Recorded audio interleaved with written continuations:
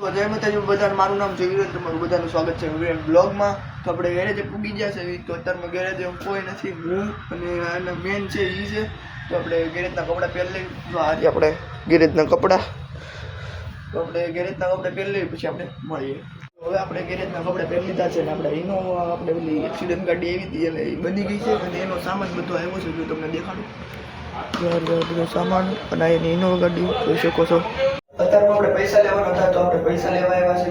મારા પપ્પાએ કીધું પૈસા લેવા જવાનું છે, તો આપણે પૈસા લેવા, પૈસા મળે ત્યારે મળીએ.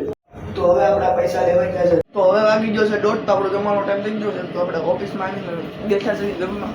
તો અત્યારમાં આપણે જમીને ઊભા થઈ ગયા ને આપણે ઓફિસમાં બેઠા હતા. તો ઘડી હજી જમવા છે, તો ઘડી બેહવું તો પડશે ને.